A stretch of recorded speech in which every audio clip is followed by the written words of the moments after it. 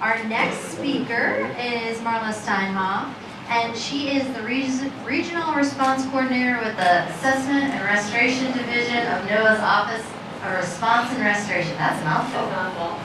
So I'm going to let her, she's going to talk about some response injury stuff. You guys heard Nerva, Natural Resource Damage Assessment. I'm sure a lot of you are familiar with it, but take it away. I'm Marla Steinhoff with NOAA, and I'll be talking about trying to raise awareness of potential injuries we might see in response in coastal wetlands. And a caveat, I'm not a responder and I don't play when on TV. I'm really coming at this from the perspective of a trustee conducting natural resource damage assessments, or NERDA. So first I'll give a brief overview of NERDA to provide some context, and then I can provide some examples of what kind of injuries we might see that Jeff touched on in coastal wetlands. And I also want to bring in a couple other resources that are associated with wetlands where we also might see impacts in nearshore oysters and also submerged aquatic and vegetation, or SAP beds. And then I'll wrap up to talk about some potential resources we have available to us to help think about potential impacts and how we might minimize those injuries. All right, so what is NERDA? NERDA is a legal process used to determine injuries to or lost use of a public's natural resources. And really, once we understand the extent and degree of the injuries, we can determine the appropriate amount and type of restoration to restore for those losses. And that restoration, we really look to the responsible party, or the RP, to fund that restoration. So it's really their responsibility. Now, there's a suite of statutes that give us authority to conduct NERDAs on hazardous waste sites, ship groundings, and oil spills. And here I've just highlighted the Oil Pollution Act in bold, or OPA, because that gives us the authority for oil spills. So when I'm conducting a NERDA, I'm typically working with a team of natural resource trustees, and that can include designated federal agencies, states, and tribes, and we're all acting on behalf of the public to address those injuries to those natural resources. So when we talk about injuries under OPA, or the Oil Pollution Act, we're talking about an observable or measurable change to a natural resource or impairment of the service that natural resource provides. So some examples of injuries could be lack of access to an oil lease by the public, lack of access to recreational fishing due to that oiling event. We're talking about animals, it could be mortality or sublethal effects such as reduced growth or reduced survival. And when we're talking about a wetland, that could be declines in the quality or quantity of that habitat. So there's a range of injuries that we can look at. And those injuries under OPA, those injuries can be due to the oil itself or as a result of these response actions. And typically I would expect in a typical oil spill that we would see more injuries due to the oil itself, but we really need to look at the full suite of the injuries, including what happens on the response side, because ultimately it's really about restoring that habitat, so we need to understand the full suite of the injuries. So I just wanted to say that it's not meant to be punitive against the response, it's just that something we have to look at across the board under OPA. So Larissa touched on the importance of coastal wetlands ecologically, so I'm just going to roll into some of the injuries that we might see in wetlands. And some of those have to do with during shoreline surveys and the use of boom, and also during potential treatment of the wetlands. So as Jeff had touched on, during shoreline surveys, we're trying to understand the extent and degree of oiling in these wetlands, which may involve field crews in the wetlands themselves. There also may be issues with vessels transiting through the wetlands, and these types of activities can damage the sensitive vegetation and fauna. So here's some aerial imagery showing the potential impact from airboats. So you see the wetland on the left, and you can't see the boat tracks well, so we have a little bit better resolution on the right-hand side. But these airboat tracks you can see kind of moving through the wetland, and that lighter pink relative to the other wetlands really indicates that loss of vegetation. So if you can imagine multiple vessels transiting through this wetland, you could kind of really have some cumulative impacts. Another area where we get concerned about is potential use of booms in the wetlands. Again, that's really the intent is to minimize oiling from the offshore, reaching those sensitive wetlands, as shown in the picture here. Sometimes, you know, the oil can migrate past the boom and get entrained between the boom and the wetland. That marsh edge is real sensitive, it's highly productive, and so you want to try to minimize repeated oiling in that area. In addition, you can also have stranding of the wetland, stranding of the boom into the interior of the wetland or piling up along the shoreline if the anchors become kind of dislodged. That can happen especially during heavy wave action due to storms. In addition, these booms can also potentially impede use or access by wetland fauna. So here's some imagery showing just examples of that stranded boom. So you can see in a couple of the images, you've got the boom kind of moving into the interior and also kind of piling up along the shoreline here.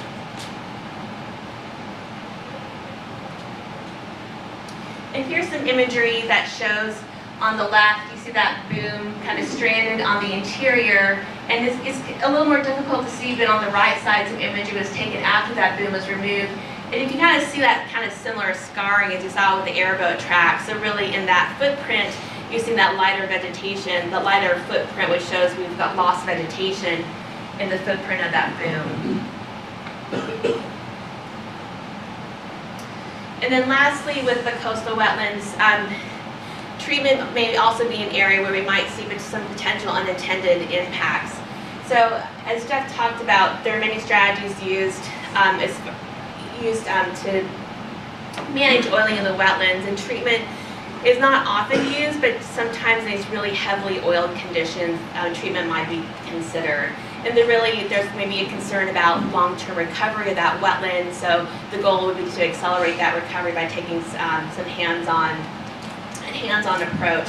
And there are a range of treatment options, typically it's going to be really tailored to that wetland and the oiling conditions at the time. So again, there's a range of treatment options. I'm just going to provide some examples of what might be done, and I kind of bin it into manual treatment techniques and mechanized mechanical treatment techniques.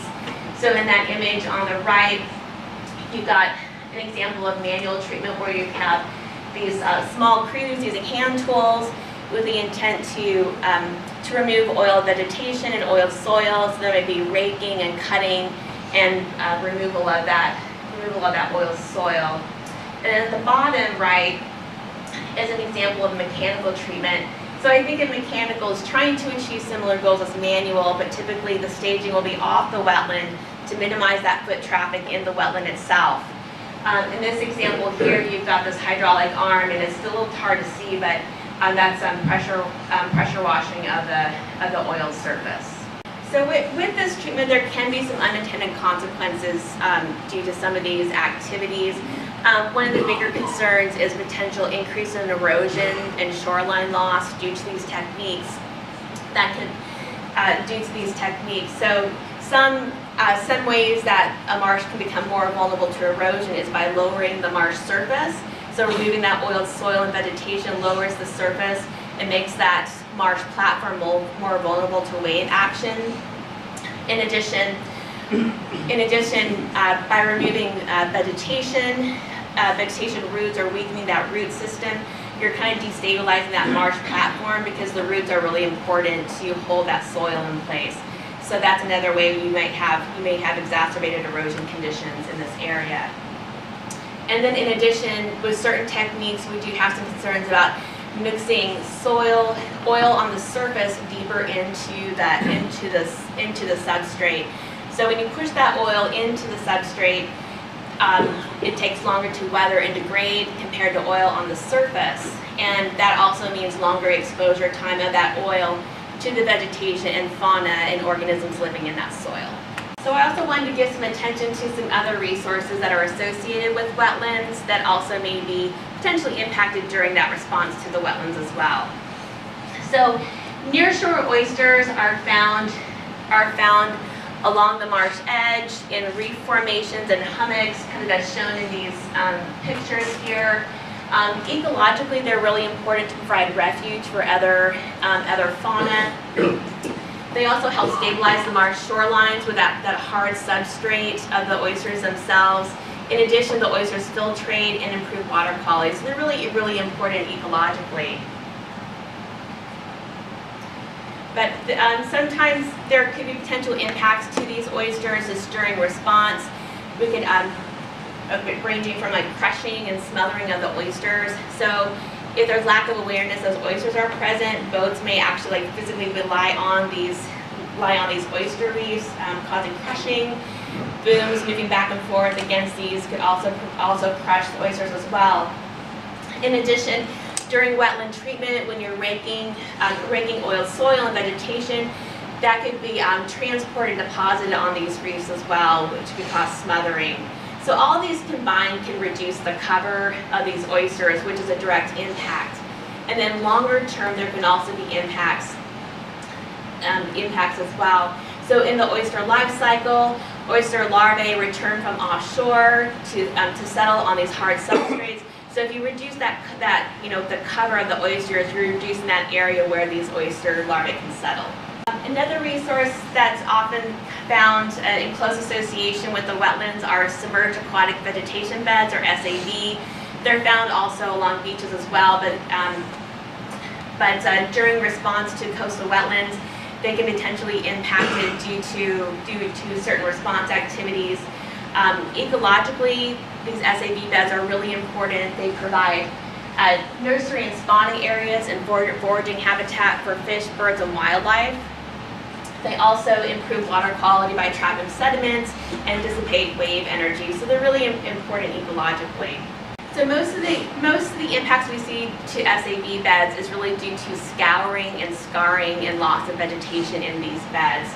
So impacts from propellers from vessels is typically one that we see. So prop scours. We can also see these larger, deeper blowholes that we call them, from twin props powering off shallow SAV beds.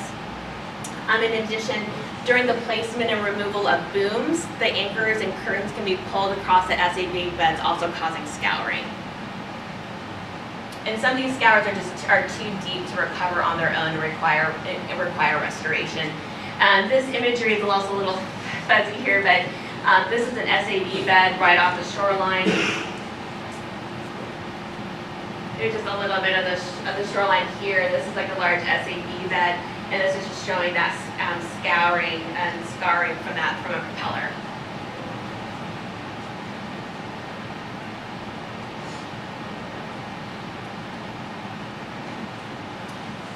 So from a trustee perspective, and I think also from response, we really want to see a maximum effectiveness in terms of response while minimizing the injury. And we do have resources and tools available to help inform our actions and the effects that occur during response.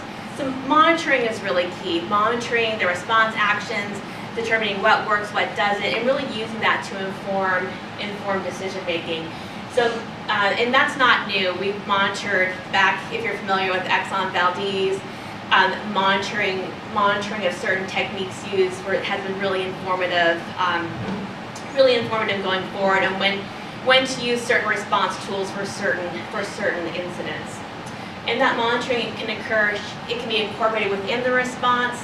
Sometimes research on Nerva assessments can also inform the effectiveness of response actions.